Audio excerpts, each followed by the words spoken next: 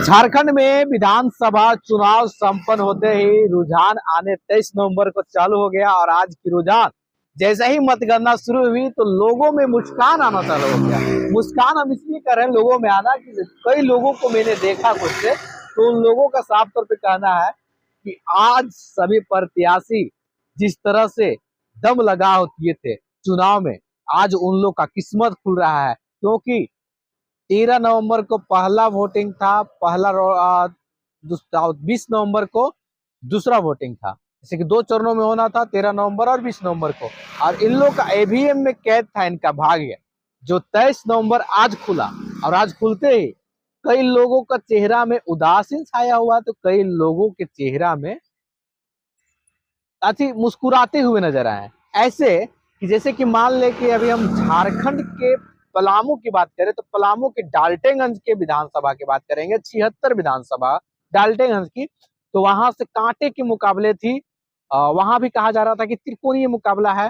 पहला में थे आलोक चौरसिया बीजेपी के प्रत्याशी, दूसरा में थे कांग्रेस के प्रत्याशी केएन त्रिपाठी, तीसरा में थे निर्दलीय प्रत्याशी जो पूर्व स्पीकर रह चुके हैं इंद्र सिंह नामधारी के पुत्र दिलीप सिंह नामधारी, जो इस बार चुनावी मैदान में भी थे और निर्दलीय लड़ रहे थे चुनाव। इसलिए कहा जा रहा था कि यहाँ पे त्रिकोणीय मुकाबला है, और त्रिकोणीय भी था।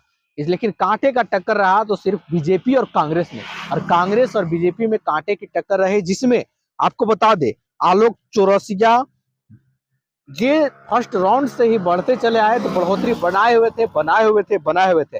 20 राउंड तक उन्होंने बढ़ोतरी बनाया और जीत दर्ज किया है 1466 वोट से। 1466 वोट से जीत दर्ज किया है, और टोटल वोट इन्होंने 1,07,078 वोट लाया है। दूसरे स्थान पर रहे कृष्णानंद त्रिपाठी, जो कांग्रेस के उम्मीदवार थे। कई बार इन्होंने चुनाव भी लड़ रहा है, लेकिन इस बार भी लड़े थे। कांग्रेस ने इन्हें टिकट फिर मौका दिया था, लेकिन इस बार भी इन्हें निराश होना पड़ा जनता का जनमत नहीं मिलने से। इन्होंने टोटल 99,312 वोट लाए। तीसरे स्थान पे थे जो निर्दलीय लड़ रहे थे दिलीप सिंह नामधारी, उनका 20,832 वोट आया था।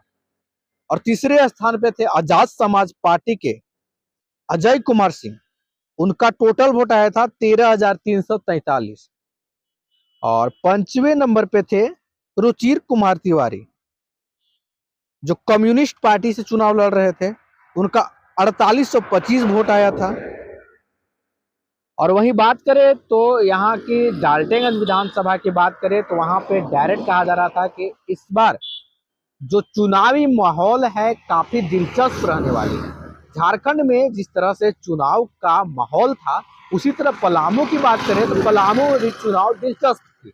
और दिलचस्प हो क्यों ना, क्योंकि पांकी और डाल्टनगंज जिस तरह से माना जा रहा था कि डाल्टनगंज में भी कांटे की टक्कर रही थी, और जिस तरह से बढ़ोतरी आलोक चौरसिया बढ़ते गए कभी भी कम नहीं हुआ, और बढ़ोतरी बढ़ने के साथ साथ 1466 वोट से जीत गए। और जनता का इतना जनमत मिला कि उन्हें जीत से हार की ओर नहीं देखना पड़ा।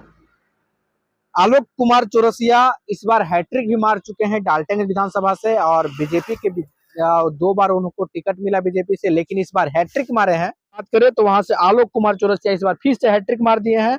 इस बार हैट्रिक मारे हैं, टोटल वोट 1,07,78 लाए हैं, और 1466 वोट से इन्होंने जीत दर्ज किए हैं। सहयोगी विकास के साथ आप देख रहे थे गुड न्यूज पलामू, और मैं हूं रविंद्र ठाकुर।